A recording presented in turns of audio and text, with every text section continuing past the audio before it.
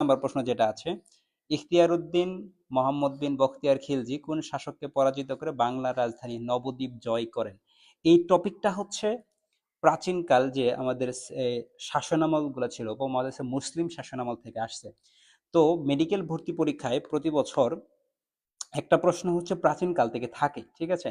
একটা প্রশ্ন হচ্ছে প্রাচীন কাল থেকে থাকে, এবং প্রাচীন কালের যে জনপদগুলো আছে, প্রাচীন কাল এবং প্রাচীন কালের যে জনপদগুলো আছে, ঠিক আছে, এখান থেকে একটা প্রশ্ন মেডিকেল ভর্তি পরীক্ষায় থাকবেই, মাস্ট মাস্ট। এমন কোনো মেডিকেল ভর্তি পরীক্ষার মানে হবে না প্রশ্ন যেখান থেকে একটা প্রশ্ন এখান থেকে আসবে না। তার মানে একটা প্রশ্ন এখান থেকে মাস্ট কমন থাকে। তোমরা দেখবে প্রত্যেকটা বছর এখান থেকে প্রশ্ন কিন্তু একটা একটা করে থাকবেই, ঠিক আছে? আচ্ছা আচ্ছা, মাহবুব তাবাসসুম জিজ্ঞেস করলো, ভাইয়া ক্লাস কতক্ষণ হয়েছে? 26 পেজ যারা আছে ইনশাল্লাহ আমরা ক্লাস শেষ করে দেবো, ইনশাল্লাহ 1 ঘন্টার ভিতরে আমরা আমাদের ক্লাসে শেষ করে দিব। আমাদের 30টা প্রশ্ন আছে, 30টা প্রশ্ন আমরা ঝটপট সলভ করে এখান থেকে কি কি লাগবে এগুলো তোমাদেরকে আমরা জানিয়ে দেবো ইনশাল্লাহ। তো সবাই লাইভে প্রশ্নগুলো দেখে যাও এবং সলভ করে যাবে, না বেশি সময় নেবেন ইনশাল্লাহ। আচ্ছা ঠিক আছে, তাহলে এই 1 নাম্বারটার অ্যান্সার কি হবে? তোমরা যারা পারো একটু অ্যান্সার করে ফেলো। ওকে, 1 নাম্বারটার অ্যান্সার কি হবে তোমরা একটু করে ফেলো, যে ইখতিয়ার উদ্দিন মোহাম্মদ বিন বখতিয়ার খলজি কোন শাসককে পরাজিত করে বাংলা রাজধানী নবদ্বীপ জয় করেন? এটার অ্যান্সার কি হবে? যারা পারো একটা অ্যান্সার করে ফেলো। এটার অ্যান্সার হবে লক্ষণ সেন, ঠিক আছে? এটার অ্যান্সার হবে সি, লক্ষণ সেন। অলরেডি একজন অ্যান্সার করে ফেলছো। ওকে, রামিম অ্যান্সার করছো, জান্নাতি অ্যান্সার করেছো সি, হ্যাঁ লক্ষণ সেন। এখান থেকে আমি একটু বলে রাখি, তাহলে এখানে লক্ষণ সেন, এই যে দিল্লি সালতানাতে যে প্রথম সুলতান ছিল তার নাম ছিল কুতুবুদ্দিন আইবেক, ঠিক আছে? কুতুবুদ্দিন আইবেক, কুতুবুদ্দিন আইবেক। এই দিল্লি সালতানাতের প্রথম সুলতান কুতুবুদ্দিন আইবেকের অনুমতিক্রমে ইখতিয়ার উদ্দিন মোহাম্মদ বিন বখতিয়ার খলজি কত সালে? 1204 সালে, ঠিক আছে? 1204 সালে লক্ষণ সেনকে পরাজিত করে মুসলিম শাসনের সূচনা করেন।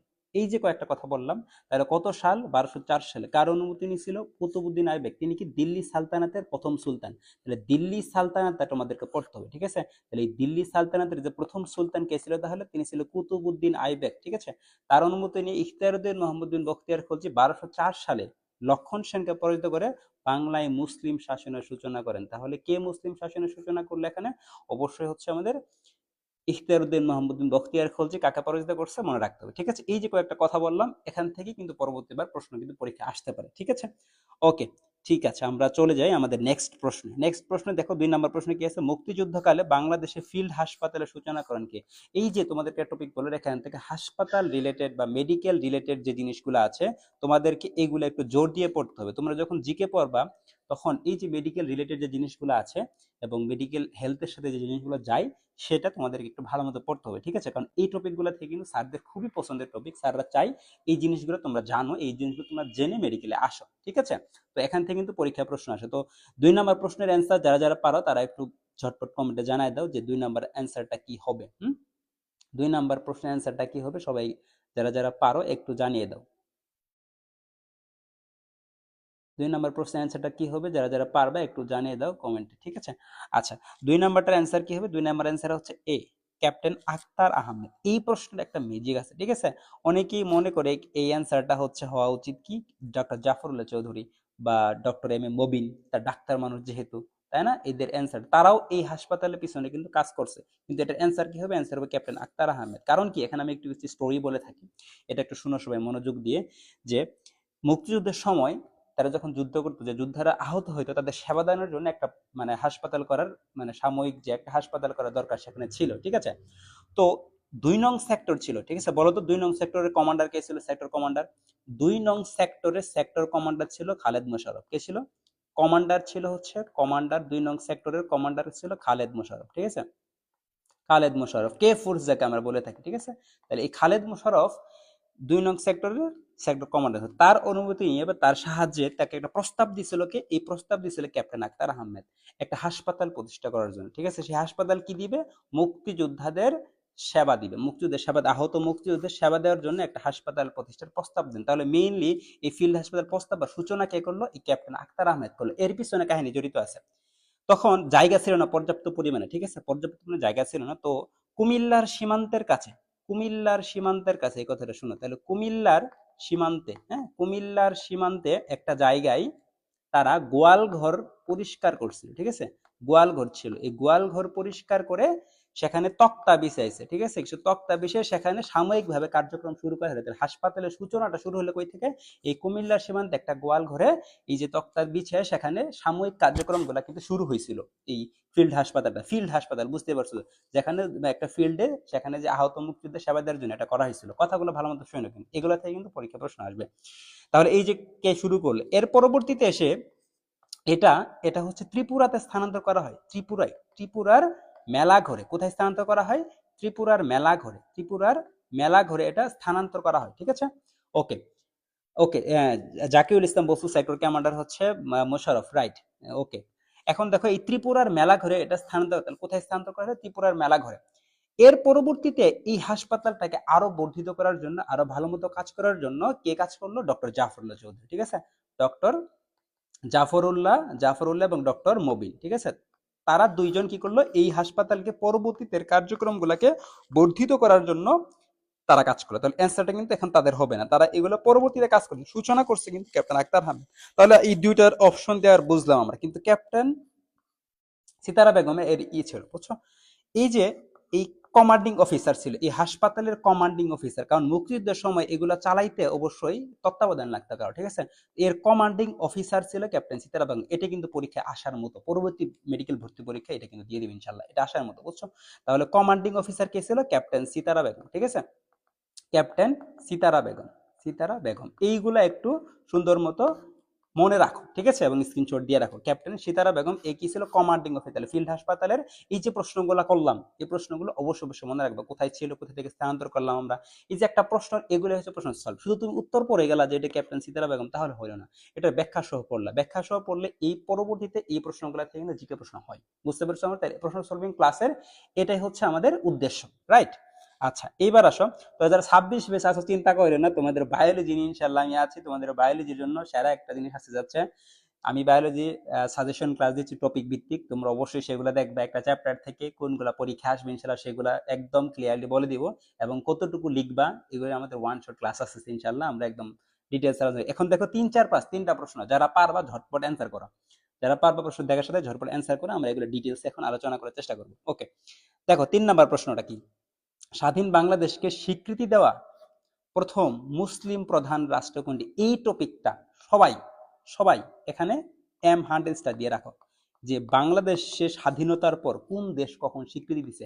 এই টপিকটা থেকে অনেকবার মেডিকেল ভর্তি পরীক্ষা প্রশ্ন আসছে এবং এটা আসার মতো, ঠিক আছে।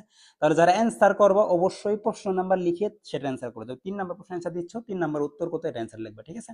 3 নাম্বারের উত্তর কত সেটা অ্যান্সার লিখবে। ওকে, আচ্ছা ঠিক আছে, আমরা তাহলে শুরু করি।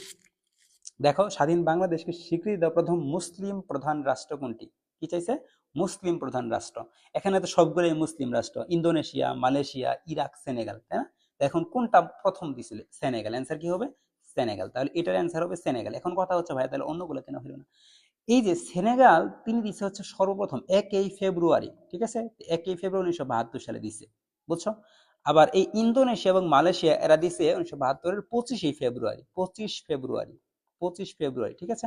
ইরাক দিছে আরো যে পরে, ইরাক দিছে 8 জুলাই, 8 জুলাই। তাহলে এই তথ্যগুলো মনে রাখতে হবে, বুঝতে পারছো। তাহলে কে কখন দিল? ইন্দোনেশিয়া মালয়েশিয়া দিছে 25 ফেব্রুয়ারিতে, ইরাক 8 জুলাই, সেনেগাল 1 ফেব্রুয়ারি। সেনেগাল প্রথম দিছে, সর্বপ্রথম দিছে, এই জন্য অ্যান্সারটা হবে সেনেগাল। 4 নম্বর প্রশ্ন আসা, অ্যাসেপ্টিক সারদের জন্য কি বলছি একটু আগে বলছি মেডিকেল রিলেটেড যা কিছু আছে, মেডিকেল টার্মিনোলজি রিলেটেড যা কিছু আছে সেগুলা তোমরা যখন পড়বা, যেখানেই পড়বা, biology, physics, chemistry, GK, English, যেখানেই পড়বা সেটা একটু ভালো মতো মনোযোগ দিয়ে পড়বা। আমি যখন প্রিপারেশন দিতাম তখন আমার তো মেডিকেলের প্রতি একটা ফ্যাসিনেশন ছিল, মেডিকেলে পড়বো ইনশাল্লাহ। তো এই যুগে এগুলো যখন মেডিকেলের কিছু পাইতাম তখন মনে হতো এই যে এটাই আসবে পরীক্ষায়, বুঝছো, এটাই ভালো মতো আমাকে পড়তে হবে। তো তখন এটার ভালো সম্পর্ক, এটি সম্পর্কে জানার চেষ্টা করতাম, ঠিক আছে। তাহলে 4 নম্বর অ্যাসেপ্টিক সার্জারির জন্য কি অ্যান্সার কি হবে? অ্যান্সার হবে জোসেফ লিস্টার। Joseph Lister. এখন কি ভাই এটাই শুধু পড়ে গেলাম? না, এখন বাকি যে 3টা আছে এদের সম্পর্কে জানতে হবে, কারণ স্যারদের মাথায় যেহেতু অপশনগুলো আসছে, পরবর্তী তারা প্রশ্ন করলে এই রাইটারগুলো থেকে কিন্তু প্রশ্ন করবে। থিওডর বিলরথ, এই থিওডর বিলরথকে বলা হয় অ্যাবডোমিনাল সার্জারির জন্য, কি জনক? অ্যাবডোমিনাল, মডার্ন অ্যাবডোমিনাল সার্জারির জন্য, অ্যাবডোমিনাল সার্জারির জনক বলা হয়, ঠিক আছে, অ্যাবডোমিনাল সার্জারির জনক। তাহলে এই থিওডর বিলরথ হচ্ছে অ্যাবডোমিনাল সার্জারির জন্য। এরপরে দেখো রবার্ট কক, আমি স্টুডেন্টদের যখন পড়াই তখন বলি রবার্ট কক কি করে? যক্ষা হলে মানুষ কি করে? কক কক খক খক করে কাশে, তাই না? তাহলে যক্ষা হলে কক কক খক খক করে কাশবে। তাহলে যক্ষা রোগের জীবাণু আবিষ্কার করছে কে? এই রবার্ট কক, ঠিক আছে, মাইকোব্যাকটেরিয়াম টিউবারকুলোসিস। এরপর আসো লুই পাস্তুর। তোমরা যখন এটা পড়বে ব্যাকটেরিয়া ওখানে বলা আছে, আমরা বলি ব্যাকটেরিওলজির জনক বলা হয় কাকে? অ্যান্টনি ফন লিওনহুককে। এবং আধুনিক ব্যাকটেরিয়ালজির জনক কাকে বলা হয়? এই লুই পাস্তুরকে। লুই পাস্তুর কি তাহলে আধুনিক ব্যাকটেরিওলজির জনক, ঠিক আছে, আধুনিক ব্যাকটেরিওলজির জনক। ক্লিয়ার? এই যে 4টা অপশন থেকে 4টা ইনফো দিলাম, এটা অবশ্যই মাথায় রাখবা, এগুলা থেকে প্রশ্ন হবে ইনশাল্লাহ। এরপরে যে তোমাদের স্বপ্নের medical college, Dhaka medical college.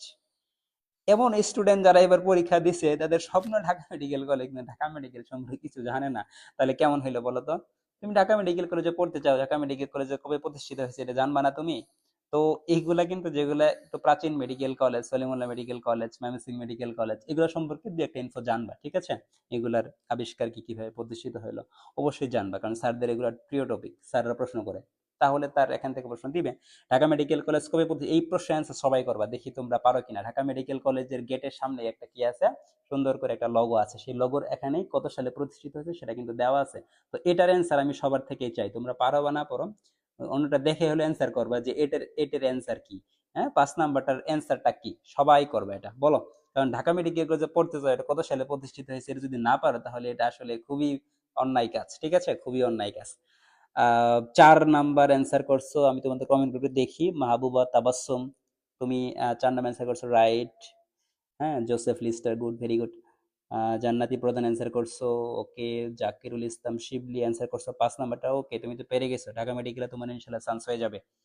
আচ্ছা, যারা এটা সঠিক অ্যান্সার করবে ইনশাল্লাহ তোমাদের ঢাকা মেডিকেল কলেজে চান্স হবে, সবাই অ্যান্সার করো। রামিম হুসাইন অ্যান্সার করছো, রাইট।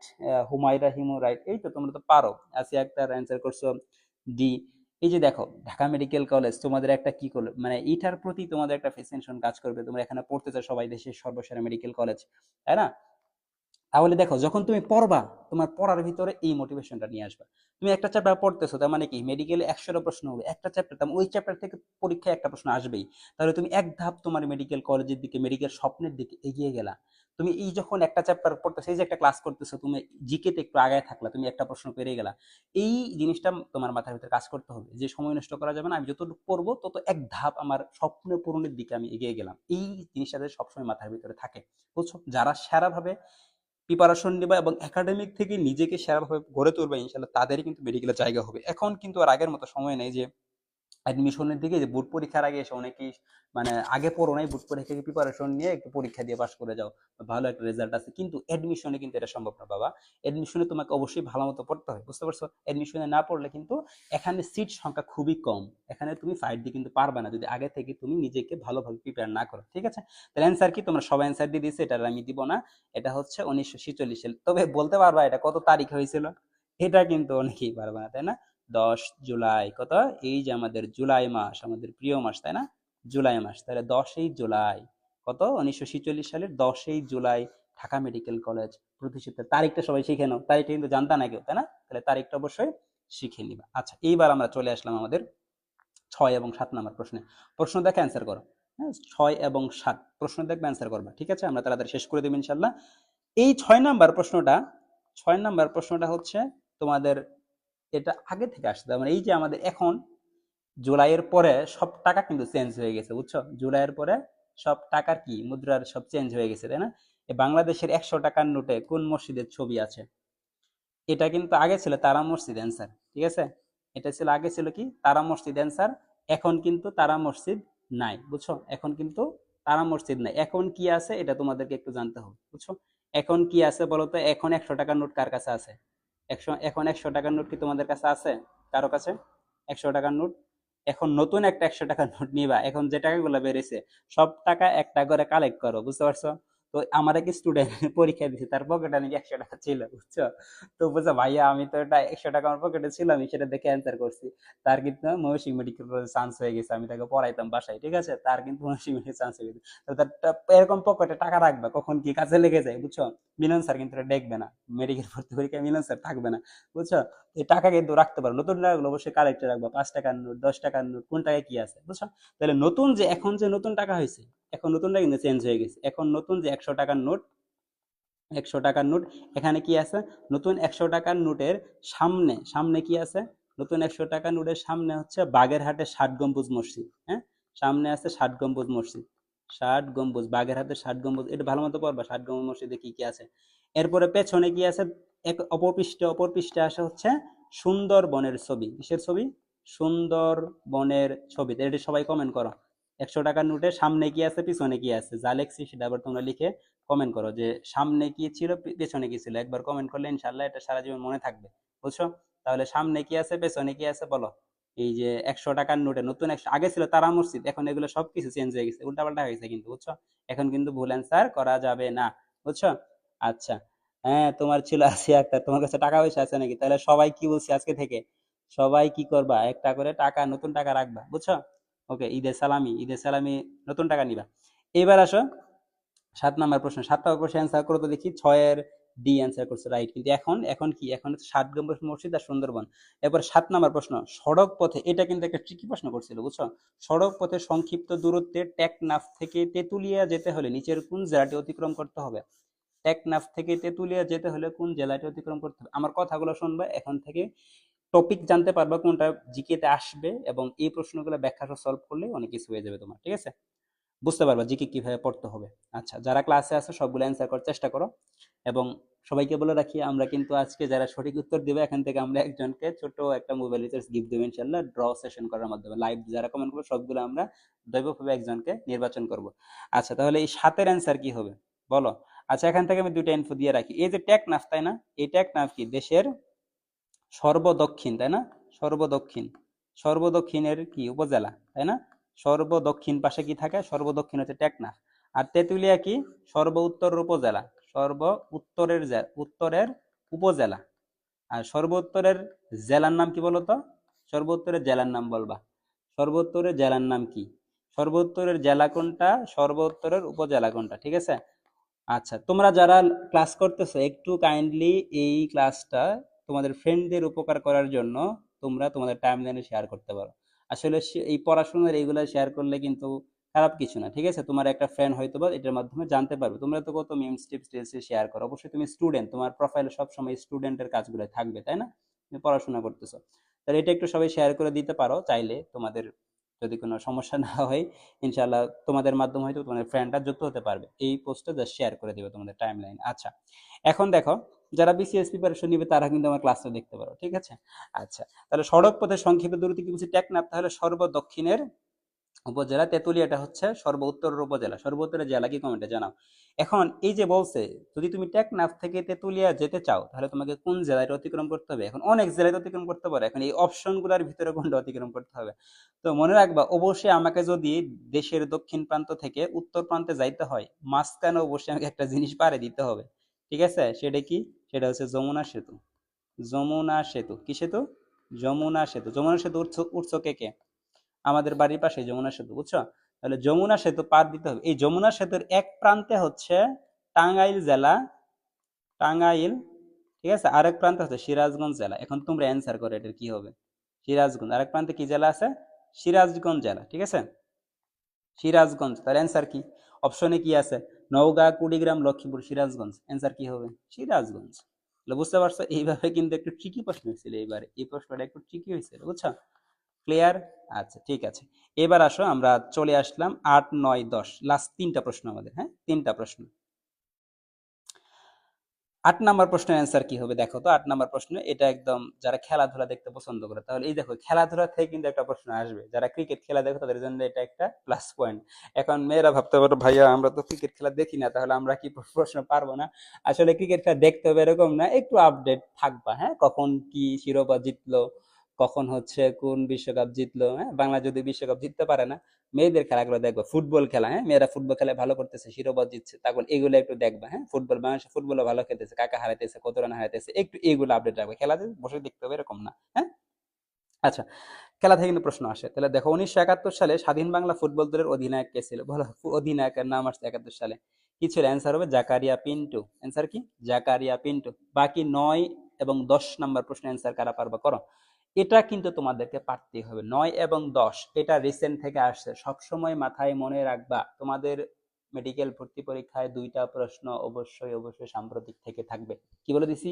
2টা প্রশ্ন সাম্প্রতিক থেকে থাকবে। সাম্প্রতিক অবশ্যই বলবো, আমি যে এবার পরীক্ষা দেই ওইবার সাম্প্রতিক থেকেই 3টা 4টা প্রশ্ন ছিল, বুঝতে পারছো? 2021 সালে আমি তোমাদের পরীক্ষা দিছি, এখন ফাইনাল ইয়ার ময়মনসিংহ মেডিকেল কলেজে আছি। তো আমি জিকেতে এই সাম্প্রতিক আহ, 2টা ভুল করছিলাম, বুঝছো, এবং জিকেতে আমার মার্ক একটু কমই আসছিল, যার কারণে সাম্প্রতিক না পারার কারণে, ঠিক আছে, আমি সাম্প্রতিক পড়ে গেছিলাম কিন্তু আমি মুজিব একটু কম পড়ে গেছিলাম, বুঝছো। তো তারিখ আসছিল 2টা, তো ওই তারিখটা পারি না, বাকি বাদগুলো যেগুলো আসছিল সেগুলো পারছি আলহামদুলিল্লাহ। ঠিক আছে, তাহলে এখান থেকে দেখো এই যে আমাদের যে জেনজিদের আন্দোলন, জুলাই আন্দোলন, এখান থেকে প্রশ্ন করছে, সাম্প্রতিক ছিল 24-এ, যেটা বৈষম্য বিরোধী আন্দোলন চলাকালে আবু সাইদ কবে শহীদ হন? তোমরা জানো কিনা আমার নামও কিন্তু আবু সাইদ, বুঝছো, আমার নাম তোমাদের সাইদ ভাই, আবু সাইদ আমার নাম। তো আমাকে দেখলে আমার ফ্রেন্ড বন্ধু বান্ধব সবাই আবু সাইদ, শহীদ আবু সাইদ বলে ডাকে, এবং তারা স্লোগান দেয়, হ্যাঁ, আবু সাইদ মুগ্ধ, শেষ হয়নি যুদ্ধ, বুঝছো, তারা সবাই এই স্লোগান দিয়ে আমাকে এখন ডাকে, আবু সাইদ মুগ্ধ, শেষ হয়নি যুদ্ধ, এবং শহীদ আবু সাইদ নামে বলে, এবং বলে আমাকে তুই কবে শহীদ হবি, বুঝছো। তো আমি হয়তো আরেকটা জুলাইয়ের জন্য, শহীদ হওয়ার জন্য অপেক্ষায় আছি, তাই না? আচ্ছা, ওকে। এবার তাহলে আমাদের এটা অ্যান্সার কি হবে? সবাই জানো 16ই জুলাই 2024 আমাদের জন্য খুবই একটা ব্যথাকাতরের দিন। আমাদের এই 16ই জুলাই শহীদ আবু সাইদ, তাকে নির্মমভাবে গুলি করে হত্যা করা হয়। এখানে এই যে 16ই জুলাই, এই জুলাইয়ের প্রেক্ষিতে কিন্তু আমাদের আজকের যে জুলাই স্বৈরাচার পতন হয়েছে, এটা আমরা পেয়েছি, বুঝতে পারছো? এরকম কয়েকজনকে ত্যাগ করতে হয়, ঠিক আছে, ত্যাগ করার কারণে আমরা নতুন একটা দিন পাই, ঠিক আছে। নতুন দিন কখনো এমনিতে আসে না, কারো ত্যাগ থাকতে হয়। এই যে আমাদের মুগ্ধরা ছিল, আবু সাইদরা ছিল, ঠিক আছে, তাদের কারণে আজকে আমরা এই জুলাইটা পেয়েছিলাম। আচ্ছা, ওকে, তাহলে দেখো এখন আমাদের 10 নম্বর প্রশ্ন চলে আসলাম, এটাও সাম্প্রতিক আন্তর্জাতিক থেকে। এই যে এইবার, বুঝছো, ডক্টর ইউনূস আসার পরে এই 24-20 পোলাপানগুলো আমাকে পাগল করে খাইছে, যে ভাইয়া আন্তর্জাতিক তো আমাদের এড করলো, আন্তর্জাতিক থেকে আল্লাহ কি প্রশ্ন আসবে, কি প্রশ্ন আসবে, আমরা তো কিছু বলি না ভাই, আন্তর্জাতিক তো অনেক সিলেবাস, কি পড়বো কি পড়বো। আমি শুনে বলছি তোমরা একদম, আমি যাদেরকে পড়াইতাম মেন্টরিং বেচে, বলছি ভালো মতো বাংলাদেশটা পড়ো, আন্তর্জাতিক থেকে যদি কোনো প্রশ্ন আসে যুদ্ধ নিয়ে আসবে, এবং সেটা সাম্প্রতিক থেকে আসবে, এবং বেশি প্রশ্ন 2টা থেকে 3টার বেশি প্রশ্ন আসবে না, আসবে না, এটা নিয়ে পেনিক হওয়ার কোনো কারণ নাই। এবং সেবার মাত্র একটা প্রশ্ন আসছে, এবং এইবার পোলাপান এত ভয় ছিল 24-এ, সেইবারই প্রশ্ন সবচাইতে সহজ হয়েছে, বুঝছো। তাহলে গাজায় সাম্প্রতিক কালের যুদ্ধ, এই যে গাজায়, হ্যাঁ, ফিলিস্তিন যে ইসরায়েলের যুদ্ধ চলতেছিল, সেটা কবে শুরু হয়েছিল? অক্টোবর 2023-এ শুরু হয়েছিল, হ্যাঁ, অক্টোবর 2023-এ শুরু হয়েছিল, এটা একটু জেনে রাখবে। আচ্ছা, ওকে, তাহলে আমাদের 10টা প্রশ্ন সলভ করা শেষ, আর মাত্র 20টা প্রশ্ন আছে, ঠিক আছে, আমরা ইনশাল্লাহ কয়েক মিনিটের মধ্যে, 10 মিনিটের মধ্যে শেষ করে দিবেন ইনশাল্লাহ, 10 থেকে 15 মিনিট শেষ করে দিবেন ইনশাল্লাহ আমরা। ওকে, তাহলে আমরা চলে যাই। হ্যাঁ, দেখো আমাদের এটা হচ্ছে 23-24 সেশন মেডিকেল ভর্তি পরীক্ষা, মেডিকেল ভর্তি ম্যাট 2023-24, হ্যাঁ, 23-24 সেশনে, 23 সালে যেগুলো আসছিল, এইচএসসি 23-এর বেশের যে প্রশ্নগুলো ছিল, এটা আমরা এখন সলভ করব। আচ্ছা, এবার তোমরা হ্যাঁ অনেকে অ্যান্সার করে ফেলছো। Mahbub Tabassum good, very good, 10-এর বি, এবং হচ্ছে রামিম অ্যান্সার করছো, জাকিরুল ইসলাম অ্যান্সার করছো, গুড, ভেরি গুড। এবার আসো, আমাদের এই যে শুরু হলো 1 নম্বর প্রশ্ন, বাংলাদেশ গণ অভ্যুত্থান দিবস পালিত হয় কোন তারিখ? এটা কিন্তু আমাদের এই যে জুলাই গণ অভ্যুত্থানের আগে একটা গণ অভ্যুত্থান হয়েছিল, হ্যাঁ, তখনকার এই প্রশ্নটা, বুঝছো। কত সালে গণ অভ্যুত্থান হয়েছিল তোমাদের মনে আছে? কত সালে গণ অভ্যুত্থান হয়েছিল? যারা জানো বলো তো, গণ অভ্যুত্থান কত সালে হয়েছিল? স্বৈরাচার পতন হয়েছিল এর আগে, হ্যাঁ, মানে গণ অভ্যুত্থান কত হয়েছিল, একটা আমাদের স্বাধীনতা মুক্তিযুদ্ধের আগে একবার গণ অভ্যুত্থান হয়েছিল, সেই গণ অভ্যুত্থান হচ্ছে 1969 গণ অভ্যুত্থান, ঠিক আছে, 1969 গণ অভ্যুত্থান। এই 69 গণ অভ্যুত্থানে একজন শহীদ হয়েছিল, এই যে আমাদের শহীদ আবু সাইদের মতো একজন কি হয়েছিল, শহীদ হয়েছিল, ঠিক আছে, তাকে আমরা কি বলি, শহীদ আসাদ, হ্যাঁ, শহীদ আসাদ। এই শহীদ আসাদের কারণে তখন আমরা এই গণ অভ্যুত্থান পাইছিলাম, যেমন আমরা জুলাই পাইছি এই 16ই জুলাই শহীদ আবু সাইদের কারণে, ঠিক শহীদ আসাদ শহীদ হওয়ার কারণে আমরা এই যে গণ অভ্যুত্থান দিবস 1969 পাইছিলাম। 1969 4ই জানুয়ারি ছাত্র সংগ্রাম পরিষদ যখন গঠিত হইলো, তার 11 দফা কর্মসূচি ছিল, ঠিক আছে, তাদের কটা ছিল, 11 দফা কর্মসূচি ছিল, ঠিক আছে, 11 দফা কর্মসূচি যখন 4ই জানুয়ারি এটা গঠিত হওয়ার পর, এবং 20ই জানুয়ারি এই শহীদ আসাদকে আসাদ হত্যা হয়, ঠিক আছে, আসাদ এরকম একটা মিছিলে যাওয়ার পর আসাদ শহীদ হয়। এর পরবর্তীতে সবাই রাস্তায় নেমে আসে এবং একটা গণ অভ্যুত্থান করে, ঠিক আছে, সেটা হয় 24ই জানুয়ারি। কত? 24ই জানুয়ারি গণ অভ্যুত্থান দিবস বলা হয়, বুঝতে পারছো? তাহলে এই যে কথাগুলো বললাম শহীদ আসাদের, এই জিনিসটা মনে রাখতে হবে, কত সালে শহীদ আসাদ হলো, কত তারিখে শহীদ, কত দফা ছিল তাদের, বুঝতে পেরেছো? ওকে, এবার 2 নম্বর প্রশ্নের অ্যান্সার করো। এটা কিন্তু সবার পারা দরকার, তাই না? এটা কিন্তু তোমার মনে হয় আইসিটি বইয়ে বা কোথাও হয়তো পড়ে থাকবে। বাংলা ভাষার প্রথম সার্চ ইঞ্জিনের নাম কি? বাংলা ভাষার অথবা বাংলা ব্যাকরণও পড়তে পারো।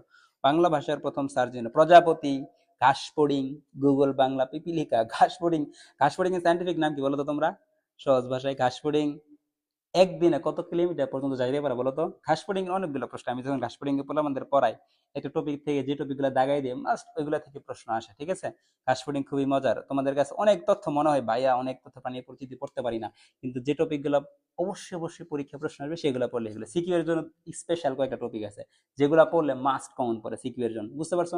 এবং এমসিকিউ এর জন্য এমন কিছু জায়গা আছে, ঘাসফড়িং রূপান্তর ও হরমোনের ভূমিকা, ঘাসফড়িং এর পুষ্টি, ঘাসফড়িং এর স্নায়ুতন্ত্র সিস্টেমটা, হ্যাঁ, ঘাসফড়িং এর রেটিনার যে অংশগুলো অমাটিডিয়াম আছে এগুলো থেকে পড়লে মাস্ট পরীক্ষা আসবে, এর বাইরে প্রশ্ন করার সুযোগই নাই। তো এই জিনিসগুলো ভালো মতো পড়তে হবে। মেডিকেল ভর্তি পরীক্ষা কিছু জায়গা আছে, আমি যখন পড়তাম এগুলাকে M100 স্টার দিয়ে রাখতাম। আমি তোমাদের জন্য M100 স্টার একটা সিরিজ নিয়ে আসতে যাচ্ছি, যেখানে আমি 100টা টপিক পড়াবো, সেখান থেকে 100টা প্রশ্ন, এবং আমি এইভাবে ভাগ করে রাখছি যে একটা প্রশ্নের জন্য একটা টপিক, বুঝতে পেরেছো? এগুলা থেকে ইনশাল্লাহ পরীক্ষা প্রশ্ন আসবে। ওকে, আজকে আমরা জিকে সলভ করতেছি, তাহলে জিকে নিয়ে আলোচনা করি নাকি? তাহলে এটার অ্যান্সার কি হবে বলো? 2 নাম্বারটার অ্যান্সার কি? দেখি অ্যান্সার দিছো কারা। ওকে, অলরেডি আমাদের এখন তো লাইভে অনেকেই যুক্ত আছো, তাই না? মাশাআল্লাহ। তো সবাই একটু যারা যুক্ত আছো ফ্রেন্ডদেরকে কিন্তু জানিয়ে দিতে ভুলো না, একা একা সব শিখলে হবে না, বুঝছো? মেডিকেলে চান্স পাইতে চাইলে তোমাদের বন্ধুকে সুযোগ করে দিতে হবে, বুঝছো? আমি যখন, আমরা একই রুমে আমাদের 3জন বন্ধু ছিলাম, তো আমি এবং আমাদের দুইজনই আমরা চান্স পেয়ে যাই, একজন সিলেট মেডিকেলে পাই, একজন হচ্ছে ময়মনসিংহ মেডিকেলে পাই। তো আমরা যখন পড়াশোনা করতাম আমরা আল্লাহর কাছে চাইতাম, মানে তোমরা তো অবশ্যই জানো যে তুমি যদি, তুমি যে জিনিসটা চাও সেটা যদি তোমাদের অন্য বন্ধুর জন্য চাও, মানে অন্যর জন্য যে তুমি যেটা চাও আল্লাহ তাআলা তোমাকে সেটা দিয়ে দিবে, তাই না? অর্থাৎ তুমি যদি অন্যের জন্য দোয়া করো, ফেরেশতারাও তোমার জন্য দোয়া করতে থাকে। তো তুমি তো, আমরা তো পাপী বান্দা, আমাদের দোয়া কবুল হতেও পারে নাও হতে পারে। আমি আল্লাহর কাছে চাইলাম আল্লাহ আমাকে আপনি এটা দিন, আপনি আমাকে ডিএমসি দেন, আমার দোয়া তো কবুল নাও হতে পারে। কিন্তু আমি যখন বলবো আল্লাহ তাআলা আমার এই বন্ধুটাকে ভালো করার সুযোগ দেন, সে যেন মেডিকেলে চান্স পায়, আমার এই বন্ধুটাকে, আমার অমুক বন্ধুটাকে, আমার অমুক বন্ধুটাকে নাম করে যখন বলবা, তখন ফেরেশতারাও বলবে তোমার মন কত ভালো, তোমার জন্য তার দোয়া করবে যে আল্লাহ তাআলা তোমার জন্য এরকম হোক, তুমিও এটা পাও। তাহলে ফেরেশতাদের দোয়া তো আল্লাহ তাআলা কবুল করবে, তাই না? তো ইনশাআল্লাহ এরকম করে তোমরা চাইতে পারো, ঠিক আছে? চাইতে পারো। হ্যাঁ, আসিয়া একটা ক্লাসে 8-এ পড়ছে। হ্যাঁ, 2 নাম্বারটা, বুঝছো? তাহলে এরকম করে কিন্তু তোমরা চাইতে পারো ইনশাআল্লাহ। এবং আমরা কিন্তু, আমার এই বন্ধুটাও সিলেট মেডিকেলে চান্স পায়, আমার পাশের রুমমেট থেকে ঢাকা মেডিকেল কলেজে চান্স পাই, আমার উপর পাশের বন্ধু সাতক্ষীরা মেডিকেলে চান্স পাই, আমরা একসাথে যারা ছিলাম অনেকেই চান্স পেয়েছি, ঠিক আছে? ওকে, তানিয়া আক্তার তিথি, ওকে, অনেকদিন পরে ক্লাসে জয়েন করে ফেলছে। ওয়ালাইকুম আসসালাম তিথি। আহ আহ, ওকে, ঠিক আছে, দেখো তাহলে 2 নাম্বারটার অ্যান্সার কি হবে? পিপিলিকা। পিপিলিকার একটা কি জানি একটা ভাব সম্প্রসারণ ছিল না? পাখা গজায় কি জানি তোরে, পিপিলিকার পাখা গজায় মরিবার তোরে, তাই না? তোমাদের যাতে পাখা না গজায়, ঠিক আছে? ইন্টারমিডিয়েটে পাখা গজানো যাবে না, ইন্টারমিডিয়েটের টাইমটা হচ্ছে শুধু পড়াশোনার সময়, শুধু পড়াশোনা, পাখা গজায় এদিক সেদিক উড়ে বেড়াবে এরকম যাতে না হয়, বুঝতে পেরেছো? পাখা গজানো যাবে না, ইন্টারমিডিয়েটে মুখ বুঝে রেখে বইয়ের ভিতরে মুখ দিয়ে শুধু পড়াশোনা করবে, এক কথায় আর কোনো কথা নাই, ঠিক আছে? এদিক এদিক পিপিলিকার পাখা গজানো যাবে না। পিপিলিকার পাখা গজালে কিন্তু মরিবার তরে হয়ে যাবে, বুঝতে পেরেছো? আচ্ছা, ঠিক আছে। ওকে, গুড, ভেরি গুড, সব অ্যান্সার করেছো। এখন আসো 3, 4, 2 নাম্বার প্রশ্ন আমরা চলে আসছি, হ্যাঁ? এইবার দেখো একটা ভালো জিনিস পড়াবো, মেডিকেল রিলেটেড জিনিস। আমি কি বলছি প্রত্যেক বছরই শুরুতেই বলছি, আমি কিন্তু টপিকের নাম বলে দিচ্ছি, যে মেডিকেল ভর্তি পরীক্ষা দিবা, মেডিকেল রিলেটেড যা কিছু আছে, হাসপাতাল রিলেটেড, মেডিকেল হেলথ রিলেটেড যা কিছু আছে, এগুলো যেখানেই পাবা, biology, physics, chemistry, GK, English, সেটাই ভালো মতো পড়বা।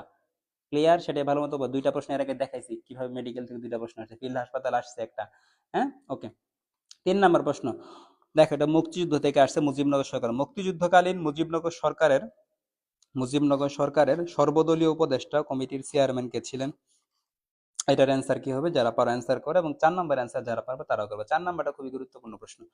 তাহলে এইটার অ্যান্সার কি হবে? 3-এর অ্যান্সার হবে মাওলানা ভাসানী। হ্যাঁ, মাওলানা ভাসানী একটা ভালো লোক ছিল, অবশ্যই তোমরা তার সম্পর্কে জানবা, ঠিক আছে?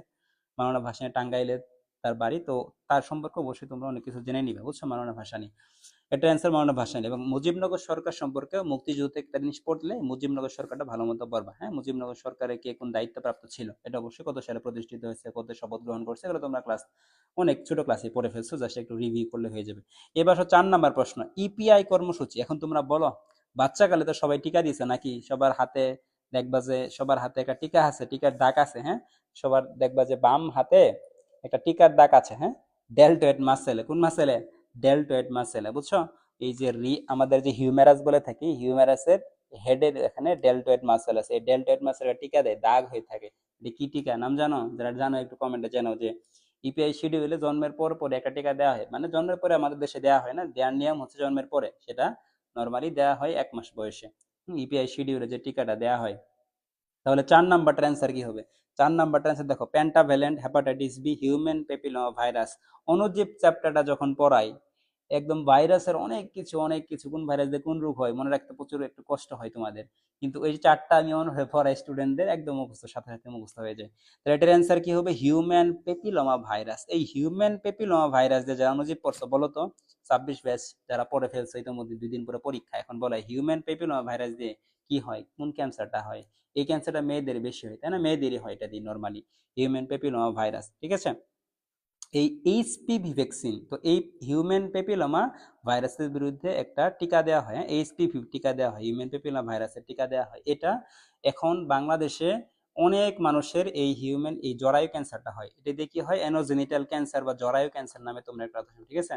জরায়ু ক্যান্সার, এটা আমাদের মা বোনদের এখন অনেক বেশি হচ্ছে, ঠিক আছে? তো এটা যাতে না হয় এই জন্যই আগে থেকেই এটার ভ্যাকসিন দিয়ে রাখা হয়। এবং ইপিআই শিডিউল মানে ইপিআই এর পূর্ণরূপ কি তোমরা কেউ জানো? ইপিআই শিডিউল মানে ওই যে বাচ্চাকালে যে টিকাগুলো দেওয়া হয় ডাব্লিউএইচও অনুমোদিত, এগুলাকে EPI expanded programme on immunisation, হ্যাঁ, expanded programme, expanded programme on immunisation, programme on immunisation, ঠিক আছে? ইমিউনাইজেশন মানে কি? টিকা আমরা কেন দেই বলো তো? টিকা দেয় হচ্ছে আমাদের ইমিউনিটি তৈরি করার জন্য। আমাদের বডিতে রোগ আসার আগে আমরা এটার টিকা দিয়ে রাখি, যাতে আমাদের বডিতে ইমিউনিটি তৈরি হয়, অ্যান্টিবডি তৈরি হয়, ঠিক আছে? অ্যান্টিবডি তৈরি করার জন্য। তোমাদের একটা চ্যাপ্টার আছে মানবদেহের প্রতিরক্ষা, খুবই গুরুত্বপূর্ণ, ছোট চ্যাপ্টার কিন্তু মেডিকেলের জন্য গুরুত্বপূর্ণ। এখানে অনেক সুন্দর টিকা নিয়ে, ভ্যাকসিন নিয়ে, অ্যান্টিবডি নিয়ে আলোচনা আছে, সেখান থেকে পরীক্ষায় প্রশ্ন আসে, বুঝছো? তাহলে এটা হিউম্যান পেপিলোমা ভাইরাস, ক্লিয়ার? ওকে, পেন্টাভ্যালেন্ট ভ্যাকসিনে বলো তো, পেন্টাভ্যালেন্ট ভ্যাকসিনে কি কি ভ্যাকসিন আছে তোমরা কি জানো? এগুলো একটু জেনে নিতে হবে। পেন্টাভ্যালেন্ট ভ্যাকসিনে কি কি ভ্যাকসিন আছে? হেপাটাইটিস বি, হেপাটাইটিস বি থেকে পড়ে, হেপাটাইটিস বি দিয়ে কি হয়? লিভার ক্যান্সার হয়, হেপাটাইটিস হয়, তাই না? জন্ডিস হয়, জন্ডিস, এগুলো একটু পড়ে নিতে হবে। কোভিড-19 সম্পর্কে তোমরা তো জানো ইতিমধ্যে অনেকে, রাইট? ওকে, আমরা চলে আসলাম এবার 5 এবং 6 নাম্বার প্রশ্ন। এবার একটা প্রশ্ন করো, ময়মনসিংহ কারো বাসা থাকলে তোমরা অ্যান্সার দিবা, বা যারা জানো তারা অ্যান্সার দিবা। দেখো 4 নাম্বার প্রশ্ন, 5 নাম্বার প্রশ্ন অ্যান্সার করো। 5 এবং 6 দেখা যাচ্ছে কিনা? 5 নাম্বার প্রশ্ন হচ্ছে, বিশ্ব স্বাস্থ্য সংস্থা কর্তৃক কালাজ্বর নির্মূল করার ক্ষেত্রে, কালাজ্বর, কালাজ্বর মানে কি? কালাজ্বর নির্মূল করার ক্ষেত্রে বাংলাদেশে প্রথম দেশ হিসেবে স্বীকৃতি লাভ করা কোন তারিখে? তাহলে দেখো, প্রথম কালাজ্বর নির্মূল মানে আর কালাজ্বর নাই, এই নির্মূল স্বীকৃতি লাভ করে কত তারিখে? এটার অ্যান্সার বলো।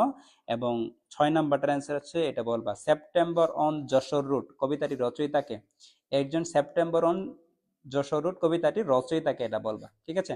তাহলে 5 নাম্বারটা তোমাদের একটু বলে রাখি, কালাজ্বর কিছু তোমরা বলো তো, এন্ডেমিক মানে কি? অনুজীব তো এটা পড়ছে, endemic, epidemic, pandemic. Corona virus কি ছিল? এটা প্যান্ডেমিক ছিল, মানে সারা যেটা বহির্বিশ্বে ছড়ায় পড়ে, সারা দেশ সহ, তাকে আমরা প্যান্ডেমিক বলে থাকি, বুঝছো? আর এন্ডেমিক মানে কি? এন্ডেমিক মানে নির্দিষ্ট একটা অঞ্চলে যেটা থাকে, এন্ডেমিক, হ্যাঁ, এন্ডেমিক মানে নির্দিষ্ট একটা অঞ্চলে থাকবে, তাকে আমরা এন্ডেমিক বলি, নির্দিষ্ট অঞ্চলে, হ্যাঁ, নির্দিষ্ট অঞ্চলে সীমাবদ্ধ থাকলে আমরা তাকে কি বলি? এন্ডেমিক বলে থাকি। আর এপিডেমিকটা কি? এপিডেমিক মানে একটা বিস্তীর্ণ অঞ্চলে, ঠিক আছে? একটা বিস্তীর্ণ অঞ্চলে, এটা হচ্ছে বিস্তীর্ণ অঞ্চলে যদি যায়। আর প্যান্ডেমিক মানে হচ্ছে সারা বিশ্বে ছড়িয়ে পড়বে। প্যান্ডেমিক মানে কি? সারা বিশ্বে ছড়িয়ে পড়া। তাহলে এপিডেমিক, এন্ডেমিক, প্যান্ডেমিক বায়োলজির পড়াই দিলাম, ঠিক আছে? এখন এই কালাজ্বরটা একটা এন্ডেমিক, একটা এলাকার জন্য, ঠিক আছে? ময়মনসিংহে, ঠিক আছে? ময়মনসিংহ হচ্ছে কালাজ্বর এন্ডেমিক, ময়মনসিংহ সবচেয়ে কালাজ্বর বেশি হয়, ঠিক আছে? ময়মনসিংহে কালাজ্বর সবচেয়ে বেশি হয়। এবং ময়মনসিংহে কালাজ্বর বেশি হয় কারণে ব্রিটিশরা ময়মনসিংহে একটা হাসপাতাল প্রতিষ্ঠা করে গেছে। সেই হাসপাতালের নাম হচ্ছে এসকে হসপিটাল। যারা ময়মনসিংহের বাসিন্দা তারা জানো, ঠিক আছে? এসকে বা সূর্যকান্ত হসপিটাল, এসকে হাসপাতাল বা সূর্যকান্ত হাসপাতাল, ক্লিয়ার? এটার অ্যান্সারটা কি হবে? অ্যান্সারটা হচ্ছে 31 অক্টোবর 2023। তো তারিখ থেকে কিন্তু একটা প্রশ্ন থাকে নর্মালি, যেগুলা স্মরণীয় দিন, স্মরণীয় কাজ, রিসেন্ট যে জিনিসগুলো হয়েছে, ওইগুলো একটু জানতে হবে। তারিখ থেকে ওই প্রশ্নগুলো কিন্তু আমাদের আসতে পারে, রাইট? ওকে, এরপরে আসো 6 নাম্বার প্রশ্ন। 6 নাম্বার প্রশ্নতে কি আছে? সেপ্টেম্বর অন যশোর রুট কবিতাটি রচয়িতাকে। সেপ্টেম্বর অন যশোর রুট কবিতাটি রচয়িতাকে, এটার অ্যান্সার কর। 5-এর বি, 5-এর বি অ্যান্সার করছো, right. Okay, Tania Akter, Tithi, Jannati, right. 6-এর অ্যান্সার কি? 6-এর অ্যান্সার করছো Tithi, right answer. Jannati, right answer. Okay, okay, Zakiul Islam, endemic, pandemic, good, very good, তিনটে ভালো মতো বলছো। আচ্ছা, ঠিক আছে। ওকে, এখন আসো আমরা তাহলে ছয়ের অ্যান্সার কি হবে? ছয়ের অ্যান্সার ডি। তোমরা অলরেডি সবাই দিয়ে ফেলছো, এলেন গিনেসবার্গ। ঠিক আছে, গিন্সবার্গ। এলেন গিন্সবার্গ কিন্তু বাংলাদেশের নাগরিক না, তিনি বিদেশি। ঠিক আছে, তাহলে মুক্তিযুদ্ধে এটা অবশ্যই পড়বা, মুক্তিযুদ্ধে বিদেশিদের অবদান কি ছিল, ভালো মতো পড়বা। ঠিক আছে, মুক্তিযুদ্ধে এই জিনিসটা ভালো মতো পড়বা, বিদেশিদের অবদান। মুক্তিযুদ্ধে বিদেশিদের অবদান, তাহলে মুক্তিযুদ্ধে বিদেশিদের কি কি অবদান ছিল এটা তোমরা ভালো মতো পড়ো, স্টার দিয়ে রাখো। এই টপিকটা খুবই গুরুত্বপূর্ণ, মুক্তিযুদ্ধে বিদেশিদের অবদান কি ছিল। এলেন গিন্সবার্গ, রাইট। আচ্ছা, ওকে, এইবার আসো আমরা চলে আসলাম 7 এবং 8 নাম্বার প্রশ্নে। 7 এবং 8 নাম্বার প্রশ্নে। 7 নাম্বার প্রশ্ন আমাদের বঙ্গবন্ধু শেখ মুজিব নিয়ে আসছে, যে বঙ্গবন্ধু শেখ মুজিবুর রহমানের জীবনী কত সাল পর্যন্ত অসমাপ্ত আত্মজীবনী গ্রন্থে লিপিবদ্ধ হয়।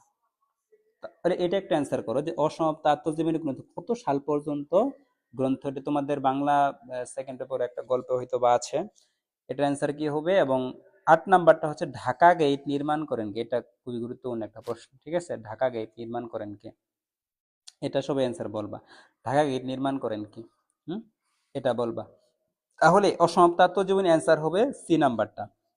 1955 সালে, কত সালে? 1955 সালে হচ্ছে যে 55 সাল পর্যন্ত গ্রন্থ লিপিবদ্ধ হয়েছে, এর ভিতরে এতটুকু তার জীবনী আছে। এবং কত সালে প্রকাশিত হয়েছে? প্রকাশিত হয়ে 2012 সালে। হ্যাঁ, 2012 সালে প্রকাশিত হয়েছে। কত সালে প্রকাশিত হয়েছে? 2012 সালে। গুরুত্বপূর্ণ, স্টার দিয়ে রাখো। কত সালে অসমাপ্ত আত্মজীবনী প্রকাশিত? 2012 সালে। ওকে, 7-এর সি অ্যান্সার করছো, রাইট। ওকে, ঠিক আছে। ওকে, তোমরা 8 অ্যান্সার করে ফেলছো, 8 তিথি অ্যান্সার করে ফেলছো, জাকিরুল ইসলাম অ্যান্সার করে ফেলছো, রাইট। মীর জুমলা, মীর জুমলা, তাহলে হচ্ছে যে আমাদের ঢাকা গেট নির্মাণ করতে মীর জুমলা। তোমরা জানো ঢাকা গেটটা কোথায় অবস্থিত? ঢাকা গেট তো ঢাকাতে হবে, তাই না? ঢাকার কোথায়? এই ঢাকা ভার্সিটি আছে না, ঢাকা ভার্সিটি যে ডিইউ এর সামনে যে দুয়েল চত্বর আছে, হ্যাঁ, এই দুয়েল চত্বর, দুয়েল চত্বর, তাই না? এই দুয়েল চত্বর থেকে যারা ঢাকাতে আসছো, যারা ঘুরতে গেছিল টিএসসি তে, এই দুয়েল চত্বর থেকে একটু সামনে গেলে দেখবে তিন নেতার মাজার, তিন নেতার মাজার আছে। হ্যাঁ, তিন নেতার মাজার মানে এখানে তিন নেতার কবর আছে। হ্যাঁ, শহীদ হোসেন, শহীদ সোহরাওয়ার্দী, এগুলা তিনজন নেতার এখানে কবর আছে। তো ওই তিন নেতার মাজারের সাথেই হচ্ছে ঢাকা গেটটা অবস্থিত। এই ঢাকা গেটটা ব্রিটিশদের সময় ঢাকাতে প্রবেশ করতে হলে মেইনলি এই সেন্টার এদিক দিয়ে প্রবেশ করতে হইতো, ঢাকা গেট, বুঝছো? তো এটা একটা ঢাকা গেট কখন? এই যে মীর জুমলা, তিনি এই ঢাকা গেটটা নির্মাণ করেছেন। ঠিক আছে, ওকে। 8-এর এ, ওকে, রামিম অ্যান্সার করে ফেলছো। মাহবুবা, তুমি আছো এখনো? ওকে, অ্যান্সার করে ফেলছো, রাইট অ্যান্সার। আসিয়া আক্তার, রাইট অ্যান্সার। ওকে, আমরা শেষ করে ফেলবো, আর মাত্র 10টা কোশ্চেন আছে আমাদের, বুঝছো? তাহলে সবাই অ্যান্সার। আচ্ছা, উম 4 নাম্বার কোশ্চেনটা একটু দেখান আবার। আচ্ছা, 4 নাম্বার কোশ্চেন কোনটা ছিল? এটার 4 নাম্বার নাকি শুরুতে? আচ্ছা, 4 তোমার কমেন্টে তো আমি, হ্যাঁ 4 ইপিআই শিডিউল। হ্যাঁ, এটা একটু স্ক্রিনশট দিয়ে রাখো। ইপিআই বলছিলাম, যেটা ইপিআই কর্ম সর্বশেষ অন্তর্ভুক্ত টিকা কোনটা, এটা হচ্ছে লাস্ট। যখন এটা 23-এর প্রশ্ন ছিল তখন এটা লাস্ট এড করা হয়েছে। ঠিক আছে, এর পরবর্তীতে এটা 23-এ, এটা আমরা হচ্ছে 23-24-এ, তখন এটার অ্যান্সার ছিল হিউম্যান প্যাপিলোমা ভাইরাস, এটাই সর্বশেষ এড করা হয়েছে, বুঝছো? এখন একটা এড করা হয়েছে, কিন্তু এটা এখনো মানে ইনক্লুড আসে নাই, টাইফয়েড, বুঝছো? এটা এখন ইনক্লুড আসে নাই, তখন পর্যন্ত এটা অ্যান্সার ছিল, তখন পর্যন্ত, বুঝছো? আচ্ছা, এখন আবার আসছে নতুন। এবার দেখো তাহলে এই যে ঢাকা গেট মিউজিয়াম, এখন থেকে দেখো আমি জিকে, আমাদের যে জিকে স্টার গ্রুপ আছে, তোমরা যারা যুক্ত হয়েছো, আমি একটা হোয়াটসঅ্যাপ গ্রুপ এবং তোমাদের মেসেঞ্জার গ্রুপে একটা জিনিস দিছিলাম, শাহ সুজা এবং শায়েস্তা খান, একটা চার্ট দিয়েছিলাম, মনে আছে বলো তো? চারটা কে কে দেখছো? যারা চারটা দেখছো তারা এই দুইটা প্রশ্ন উত্তর দিতে পারবা। ঢাকার একটা চার্ট দিয়েছিলাম, ঢাকার বড় কাটরা এবং ছোট কাটরা, বড় কাটরা এবং ছোট কাটরা কে কোনটা নির্মাণ করছে? বড় কাটরা, এটা ছিল কি ছোট কাটরা, হ্যাঁ, ছোট কাটরা, মানে দুর্গ এগুলো ছিল। বড় কাটরা এবং ছোট কাটরা কে নির্মাণ করছে তোমরা বলো? এই শাহ সুজা শায়েস্তা খানের ভিতরে কে বড় কাটরা নির্মাণ করছে আর কে ছোট কাটরা নির্মাণ করছে? শায়েস্তা খান একটা আহসান, এই যে লালবাগ কেল্লা আছে না ঢাকাতে, এখানে শায়েস্তা খান আছে। পরিবিবি, হ্যাঁ, পরিবিবি, পরিবিবির কবর আছে হচ্ছে ইয়েতে, এই আহসান ইয়েতে, সরি, ঢাকার লালবাগ কেল্লাতে। ঠিক আছে, এই শাহ সুজা হচ্ছে বড় কাটরা ইয়ে করছে, আর হচ্ছে শায়েস্তা খানের ছোট কাটরা। আমি যে একটা তোমাদেরকে একটা চার্ট দিছি, ওই চার্ট থেকে এটা পড়ে নিবা, কেমন? এবার আসো। আচ্ছা, ঠিক আছে, ওকে। এবার দেখো 9 এবং 10 দুইটা প্রশ্ন সলভ করো। 9 এবং 10, 9 এবং 10 প্রশ্ন সলভ করে ফেলো। 9 নাম্বারে কি, 10 নাম্বারে কি?